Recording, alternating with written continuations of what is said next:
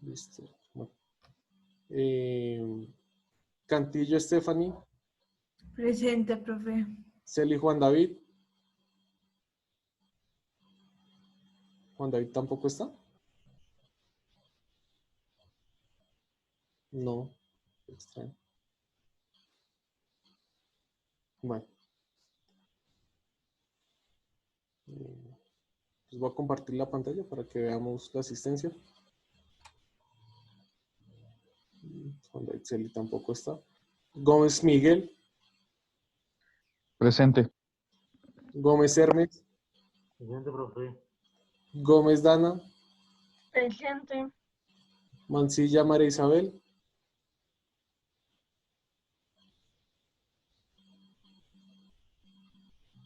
¿Dónde está María Isabel Mancilla? Listo. Mayorga Javier. Ya te contesté por mensaje. Vale, gracias. Mayorga Javier. Presente. Montenegro Carol. Presente. Murcia Douglas. Presente, profe. Listo. Niño Juan. Presente. Núñez Juan. ¿No está Núñez? Robert Reyes. Roler Reyes. Listo.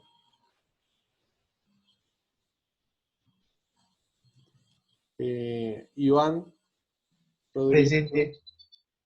Rodríguez Karen. Presente. Rojas Alba. Presente. Tacón Camargo. Presente. Trujillo Ariza, me contestó por el chat. Y Vélez Paula. Presente. Listo, chicos. Entonces faltaron únicamente.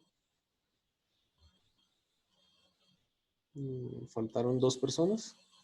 Feliz, está ahí. Faltó Celi, que acaba de llegar. Calderón Andrés, que no está. Y Núñez. ¿Cierto, chicos? Acá Núñez está ahí. Núñez Acaba está. de llegar. Sí, profe, acabo de llegar. Listo, chicos. Faltó Camilo, entonces. La idea es que si ya hoy logramos ese proceso. Profe, cambió por problemas de conexión. Listo, chicos, tranquilos. Bueno. Es claro que atado a este proyecto. Listo, chicos. La clase pasada lo que hicimos fue ver los temas que íbamos a ver en clase. Ahorita les voy a poner un video del periodo entre guerras y pues les voy a explicar más o menos lo que es este periodo y lo que dio origen a la Segunda Guerra Mundial. ¿Listo? Permítanme un segundo. Hoy es 27 de julio. Listo, chicos. Perfecto. Ya les pongo el video, chicos. Esperen un segundito.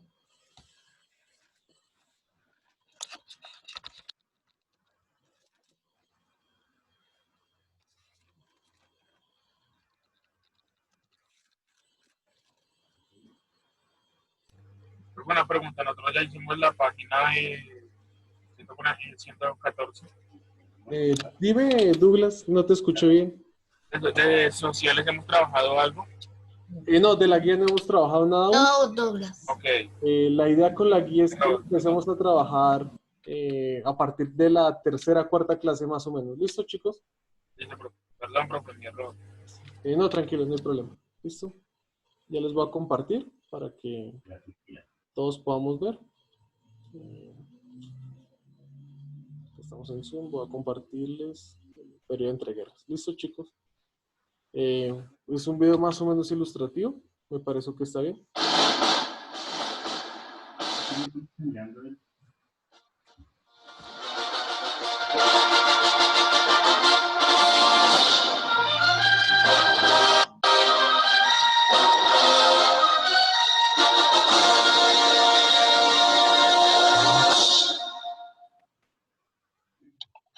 Hola, somos estudiantes de la Universidad Técnica de Ambato. Para el módulo de Finanzas Internacionales hemos preparado este video con el tema El periodo entre guerras. Ya, yo aquí estoy contactando a la persona. ¿Qué es el periodo entre guerras? el de pago de cuenta. El periodo entre guerras es un periodo que pasa entre dos grandes guerras, la Primera Guerra Mundial y la Segunda Guerra Mundial. Posterior a la Primera Guerra Mundial, Estados Unidos se plantea al mundo con una actitud de supremacía gracias a su fuerte económico, debido a que en la guerra tuvo industrias bélicas y que posterior a la guerra hizo préstamos a Europa para que reconstruyera sus ciudades. Después de esto aparece la especulación económica, que esa especulación es dar una hipótesis de algo que va a pasar. ¿Qué causa esto? Que los empresarios aumenten el valor de sus acciones, ya que es mejor que crear nuevas empresas. Después de esto, en las fábricas hay una sobreproducción y las ventas no cubren lo que se está produciendo. Entonces se causa una crisis. O la caída de la bolsa, que hace que el comercio internacional caiga, que en las fábricas se cierran o haya reducción de personal, lo que hace que haya desempleo y pobreza, y hay una gran depresión. ¿Cuánto duró el periodo entre guerras? Conoce como periodo de entreguerra a los años que transcurren entre el final de la Primera Guerra Mundial, 1918, y el inicio de la Segunda, 1939. ¿Cuáles fueron los países? Y el inicio de la Segunda. Bueno, chicos, acá les voy a explicar algo aprovechando Profe, este espacio que hay acá. Sí, dime, Paula. yo terminé de copiarlo de filosofía. Dale, Paula, pero son profe. conceptuales. Bueno, Profe, yo aquí sí estoy entendiendo hasta el momento. dime, Douglas. Yo hasta el momento sí estoy entendiendo. Ah, ok, listo. Vale, chicos, entonces nosotros vimos que la Primera Guerra Mundial se acabó en 1918. A partir de 1918 ocurre una crisis de la posguerra. Esta crisis de la posguerra pues se da obviamente por toda la destrucción de Europa. Entonces, ¿qué pasa? Estados Unidos le presta dinero a los países europeos para que empiecen a reconstruirse. ¿Listo? Eso va más o menos de 1919 al 24. Lo que se llama los felices años 20 tiene que ver con el auge y con la gran bonanza que viene después de la reconstrucción de Europa y de que Estados Unidos goce de una supremacía económica y militar, en donde vemos que se empieza a hacer la especulación, que ya lo vimos en el crack del 29, que es darle más valor del valor real a algo, ¿listo? Entonces yo tengo un dulce que vale 100 pesos y se lo vendo a Douglas en 200, Douglas se lo vende a Jenny en 400, Jenny se lo vende a Paula en 500. Entonces digamos que ahí ya hay más o menos 400 pesos de especulación en cuanto al valor real del dulce, ¿listo? Digamos que los felices años 20 tienen que ver con eso, con la especulación del capital y también con una bonanza, una supremacía de Estados Unidos por los préstamos que le hizo Europa y por su desarrollo bélico, militar e industrial. ¿Listo? Luego de los felices años 20 pasamos a el crack del 29. El crack del 29, como lo vimos, tiene que ver con la caída de la bolsa de valores, la caída del empleo, la caída de un sistema económico y en cierta forma con un problema que presenta Estados Unidos de forma general que se extiende al resto del mundo. ¿Listo? Lo tercero que ocurre es la Gran Depresión, que fue producto del crack del 29. La Gran Depresión va desde la crisis del 29 hasta 1934, que es donde el mundo empieza otra vez a levantarse económicamente. Y del 24 al 39 aparecen diferentes tipos de soluciones a la crisis. ¿Listo, chicos? Pues eso obviamente va en este periodo. Y listo, eso sería como de forma general lo que quería aclarar. ¿Listo? Sí, Stephanie, no hay problema. Bueno, no hay problema, Stephanie. Entonces continuamos con el video, chicos. Segunda, 1939. fueron los países que intervienen en el periodo entre guerras? A finales del siglo XIX y principios del XX, las grandes potencias mundiales eran Francia, Gran Bretaña, Alemania, Estados Unidos y Japón. Todas estas grandes naciones querían evolucionar antes que las demás, con motivo de la revolución industrial. Querían extender su territorio colonizando a países del tercer mundo, ya que en ellos habían grandes excedentes de materia prima, con la que podrían trabajar y enriquecerse enormemente, ya que pagaban miserias a los trabajadores nativos, y en cambio ellos vendían en el mercado a un alto precio. Poco a poco, los países se dieron cuenta de que juntos lograrían antes sus propósitos, así que formaron alianzas. Por un lado estaba la Triple Alianza, creada por Bismarck en 1882, con el propósito de aislar a Francia del poder europeo. Esta alianza estaba formada por Alemania, el Imperio Austrohúngaro, el Imperio Otomano y Italia, que más tarde se cambió de bando. Por otro lado se encontraba la Triple Entente, creada en 1907 y formada por Gran Bretaña, Francia, Bélgica, Irlanda, Serbia y Rusia, aunque más tarde se le unieron Italia, Japón y Estados Unidos. ¿Qué fue lo que sucedió con la economía y el sistema financiero en el periodo entre guerras? El crack del 29 fue la más devastadora caída del mercado de valores en la historia de la bolsa en Estados Unidos. Mucha gente se arruinó y lo perdió todo. A este crack le siguió una fuerte crisis económica, conocida como la Gran Depresión. En este vídeo os vamos a contar la historia, que creíamos que nunca se iba a volver a repetir. Miércoles 23 de octubre de 1929. Los precios se desploman en el mercado de valores de Nueva York, la bolsa neoyorquina situada en el número 11 de Wall Street. Los inversores están sorprendidos y preocupados. Durante años, los precios de las acciones no habían parado de subir. A ese miércoles le sucedió el Jueves Negro. De repente, la bolsa de Nueva York se llenó de gente que en vez de comprar quería vender. Dicen que hubo gritos, llantos y empujones en el parqué. En las calles aledañas se congregó una gran multitud. Para entender el crack, debemos retroceder una época. En 1919, los Estados Unidos habían emergido como primera potencia tras la Primera Guerra Mundial. Estados Unidos estaba viviendo una etapa de su historia muy gratificante y placentera, que creían duraría para siempre. Eran los felices años 20. Las fábricas americanas producían productos para la vieja Europa. Para costear la guerra, el Estado había emitido unos bonos, llamados bonos libertad. Si pagabas por dichos bonos, el Estado te devolvería el precio de los bonos con intereses. Por primera vez, los ciudadanos vieron que podían obtener rentabilidades interesantes por sus ahorros. Así, Charles Mitchell, presidente del National City Bank, viendo que se acababa de crear un público con tendencia a invertir, decidió sacar al mercado bonos corporativos o acciones, y le dijo a la gente que eran inversiones fiables y con poco riesgo. Pronto, los bancos empiezan a sacar nuevos productos financieros, abriendo también el grifo para que la gente acceda al capital. Por primera vez se instala el compre ahora y pague después. El acceso al crédito era facilísimo y todo el mundo, desde el director de un banco hasta un limpiador de zapatos, podía endeudarse y vivir por encima de sus posibilidades. En esta expansión de crédito tuvo mucha culpa la recién creada Reserva Federal en 1922, bajando los tipos de interés a niveles históricamente bajos, hinchando una burbuja inflacionista e iniciando una borrachera bursátil.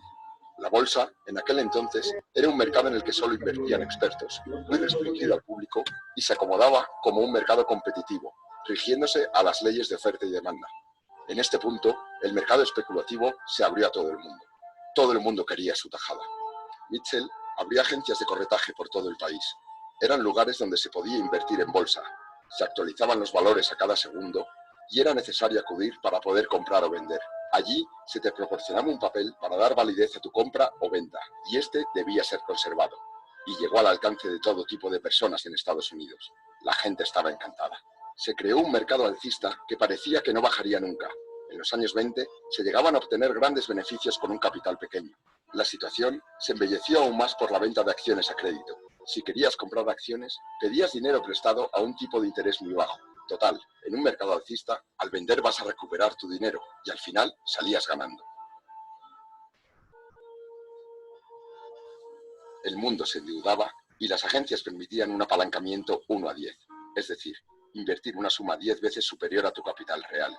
Se calcula que 2/3 partes de las acciones de Wall Street se compraban con dinero prestado.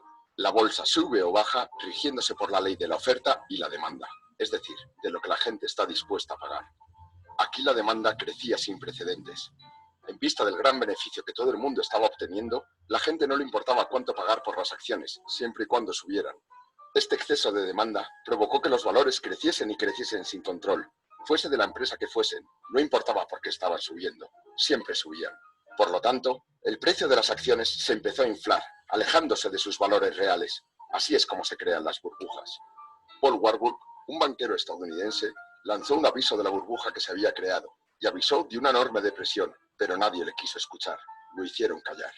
Nadie escuchaba a las personas que querían pisar la realidad y la gente seguía envuelta en su sueño americano.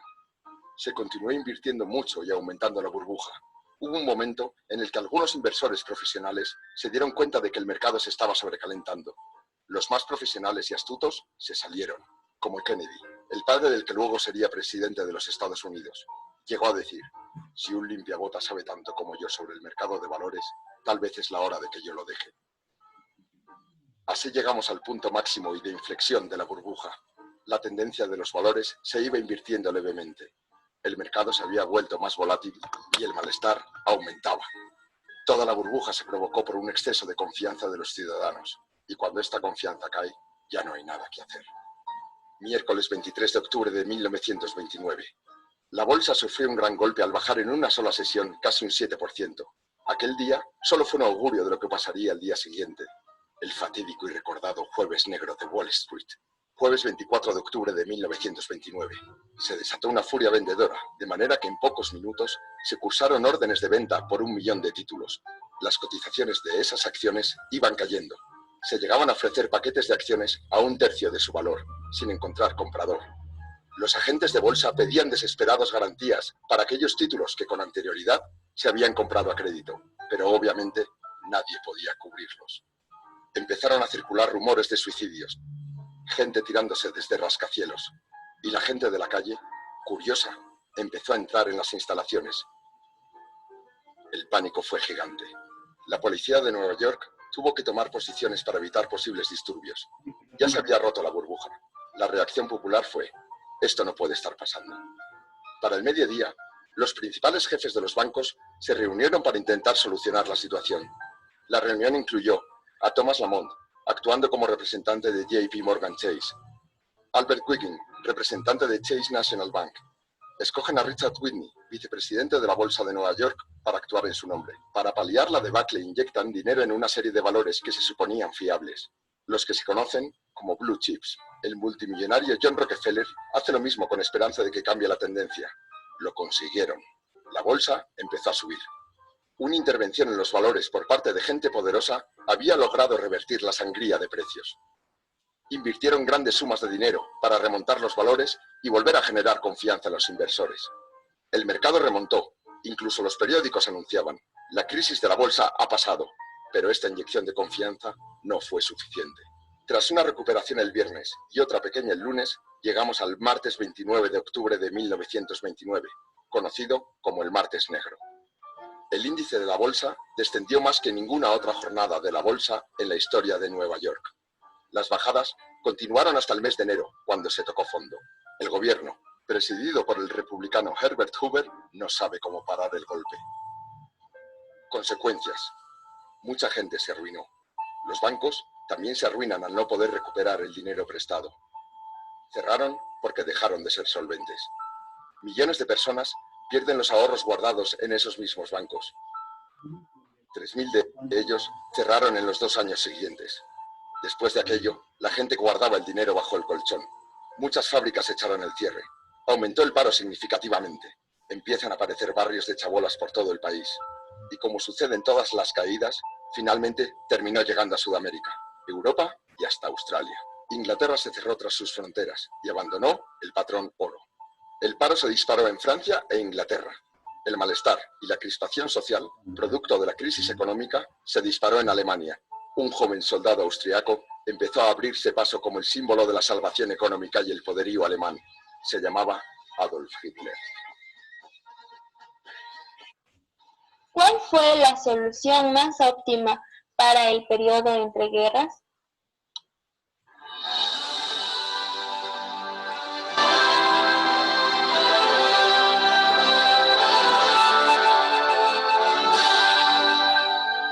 Los medios por hacer frente a la Gran Depresión fueron contraproducentes. El presidente norteamericano Herbert Hoover puso en práctica políticas deflacionistas como la reducción del crédito y del gasto público que empeoraron aún más la situación. Se precisaba de un nuevo modelo económico, el propuesto por el economista Keynes, en el que las medidas inflacionistas y la inversión estatal estimularan la economía. Esta política, a pesar de aumentar el déficit estatal, reduciría el desempleo y aumentaría la capacidad de consumo de las personas. En 1933, el demócrata Roosevelt se hizo con el triunfo en las elecciones presidenciales, prometiendo un nuevo pacto, un New Deal, entre el Estado y los ciudadanos. El nuevo presidente se comprometía a luchar contra la injusticia social y a mejorar las condiciones de vida de los trabajadores. El New Deal se concretó en una serie de medidas que podemos resumir en 4 puntos. En el ámbito financiero, con el fin de fomentar la confianza en el sistema, se estableció un seguro de depósitos bancarios. Además, se devaluó el dólar, medida que provocó una inflación controlada y, por tanto, estimuló la economía. En la agricultura, con el fin de aumentar el precio de la producción, se propuso la reducción de las cosechas a cambio de indemnizaciones. En el campo de la industria, se aprobó una ley en 1933 que establecía unos precios mínimos de mercado para determinados productos, así como un aumento de los salarios y una reducción de la jornada laboral. A esto hemos de añadir que, con el fin de reducir el desempleo, se inició un ambicioso programa de obra pública financiada por el Estado. Por último, en el ámbito social, se intentó mejorar las condiciones de vida de los más desfavorecidos mediante la aprobación en 1935 de una ley de seguridad social.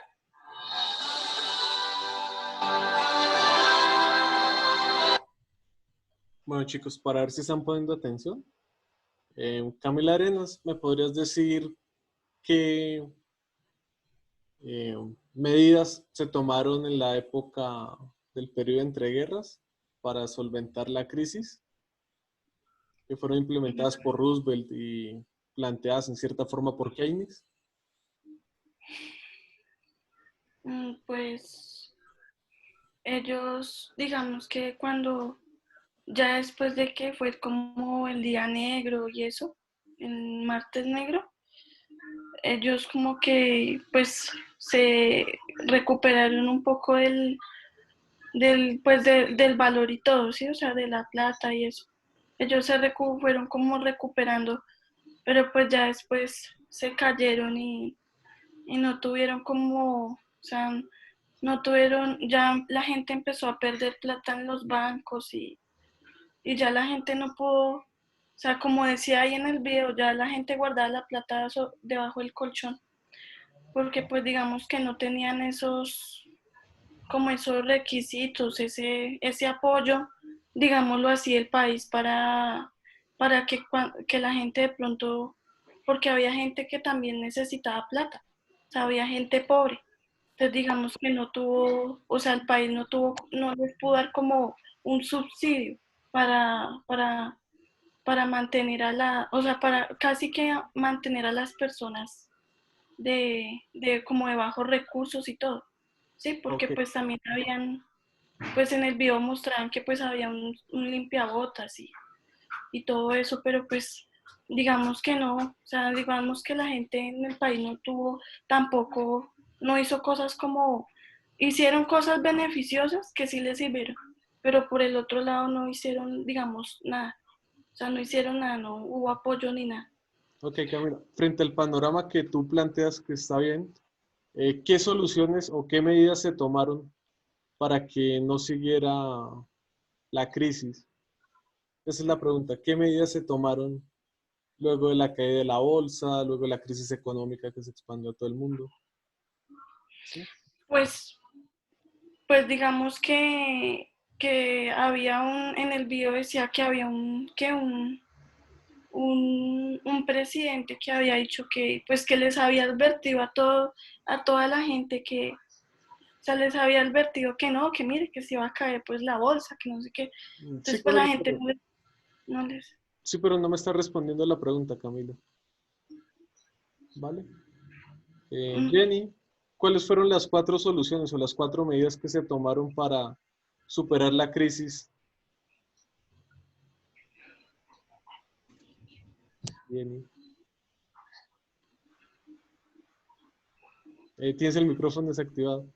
Dime. Profe, no le puse cuidado bien a eso. ¿No? Ok. No.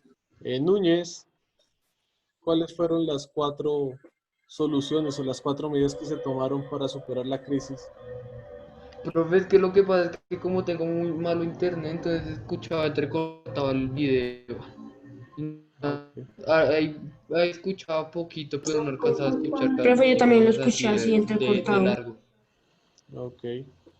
Vale. Profe, según lo que yo entendí, una de las soluciones fueron incrementar la agricultura. Ok. Sí, esa fue una de las soluciones. Pero realmente fue lo inverso, fue disminuir la agricultura. ¿Por qué disminuir la agricultura? Porque si disminuye la agricultura, la producción agrícola, lo que haces es incentivar a que la gente invierta en la agricultura. ¿Por qué? Porque se vuelve rentable. Por eso es que dice ahí que lo que hicieron fue dar unas indemnizaciones a las personas que disminuyeran su producción agrícola. Bueno, fue lo inverso lo que hicieron. Miguel, ¿qué otra solución nos dijo el video que había? ¿Soluciones para solventar la crisis? Sí, en el video se nombraron 4. Ya nos dijo una María Camila. Me faltarían otras 3. Pues supongo que como generar más empleos. No estoy mal. Sí, esa fue otra. ¿Cómo se generaron esos nuevos empleos, Miguel? Pues después, o sea, después de la guerra,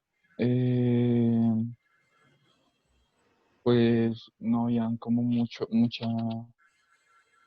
mano de obra, así que se tuvieron que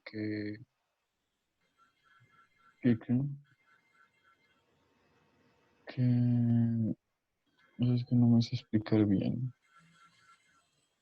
Dale. Pero sí, dime.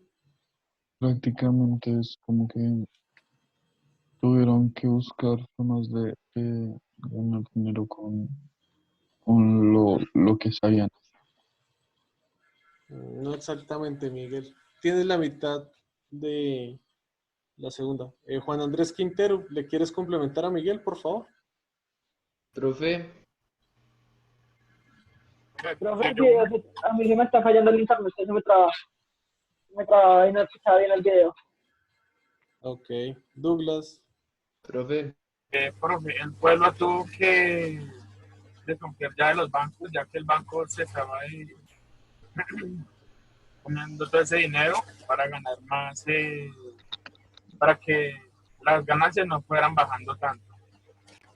Además, la gente tuvo que hacer campaña afuera, salirse a las casas, hacer como carpas, por así llamarlo, para que no se le embargaran la propiedad que tenía en pues.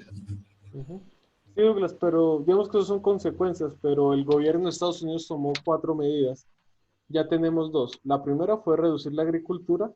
La segunda fue, como le dijo Miguel, impulsar el empleo, como lo impulsó el Estado, por medio de obras civiles, grandes obras que financiaba el Estado. Faltan 2 medidas. Esas 2 medidas son las que estoy preguntando. Profe. Sí, dime, Núñez. Es que si yo te dije que pues lo que alcancé a escuchar del video es que el periodo de entreguerras fue intervenido por Estados Unidos, Japón, Australia, creo.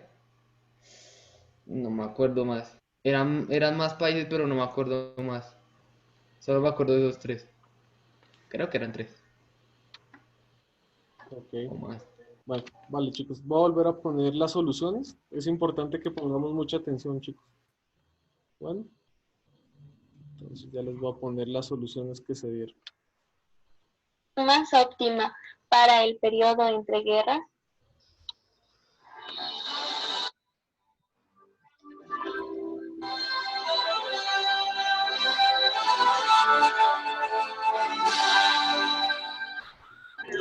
Profe, que no sé por qué la discusión te cortó.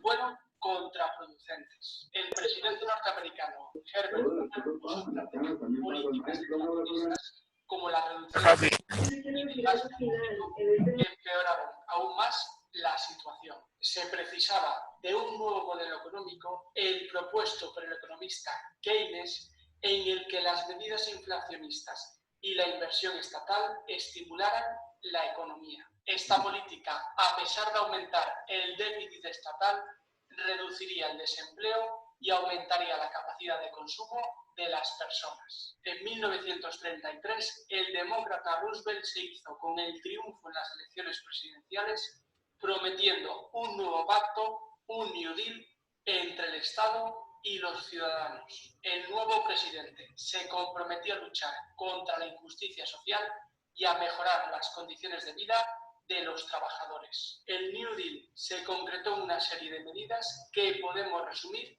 en 4 puntos. En el ámbito financiero, con el fin de fomentar la confianza en el sistema, se estableció un seguro de depósitos bancarios. Listo, chicos. Acá está la primera medida. Bueno, para que tomemos nota.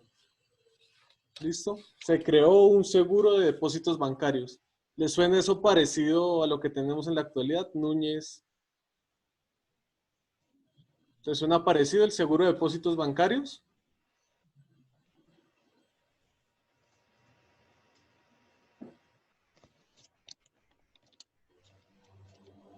Núñez. Señor profe. ¿Te suena familiar el seguro de depósitos bancarios que fue tomado como medida durante el periodo entre guerras para superar la crisis? O sea, sí, digamos, sí, como que si conviene al periodo de guerra, el periodo bancario, algo así, No, entre las guerras. no, Núñez, no estás poniendo atención, ¿cierto? ¿Cómo es la Pues pregunta? que profe se me está trabando mucho, ¿qué hago? Dale, tranquilo. La pregunta es la siguiente, ¿le suena algo familiar el seguro para los depósitos bancarios? Como una cuenta de ahorros, ¿verdad? Sí, no, es más como el FOSIGA. No sé si alguna vez han ido a un banco y les han dicho como, tenemos un seguro por 10 millones o 20 millones de sus ahorros. Ah, sí. Está patrocinado por el FOSIGA. Y todavía se ve eso. ¿Sí se acuerdan de eso, chicos? ¿O si han ido a un banco y... Profe, una pregunta. Sí. Dime, Paula. ¿Puedes escribir la pregunta? Es que no sé por qué no la escucho muy bien, ¿no la puedes escribir? Ok.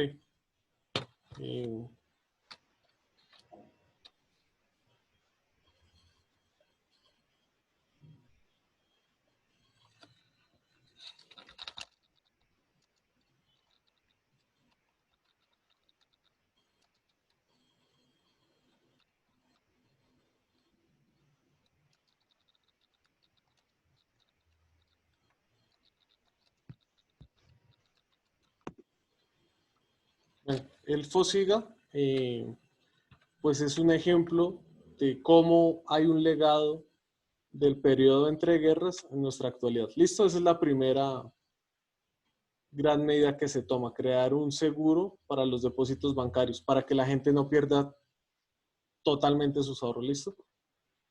Chicos, se va a cortar la llamada en 2 minutos, así que si se corta, volvemos a ingresar. Gracias. Además, se devaluó el dólar, medida que provocó una inflación controlada y, por tanto, estimuló la economía. En la agricultura. Listo, chicos. La segunda parte no se les hace familiar.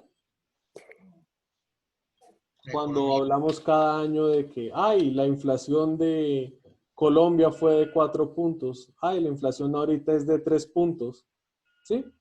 Eso es lo que le vamos a subir al salario mínimo. Sí, señor. Digamos que esa medida inflacionaria aún la conservamos actualmente. Entonces, lo que hacemos es controlar la devaluación del peso o de cualquier moneda para tener una estabilidad económica y evitar crisis. Por eso es que el Banco de la República lo que intenta hacer es tener unas tasas o unos valores de la inflación más o menos equilibrados para pronosticar la posible inversión del Estado, pronosticar cómo se va a comportar la economía, etcétera. Pero todo bajo un control. Entonces lo que se hace básicamente es devaluar la moneda. ¿Qué quiere decir esto? Que si tú tienes 1.000.000 de pesos hoy, el próximo año ese millón ya no te va a valer el millón realmente, sino te va a valer 950.000 pesos. Perdiste 50.000 pesos de ese millón. ¿Cómo se ve eso reflejado? En la capacidad adquisitiva, que es lo que tú puedes comprar con el dinero. ¿Listo? Vale, chicos. La llamada se va a terminar como en 30 segundos, entonces la va a terminar ahora mismo. Nos volvemos a conectar, por favor.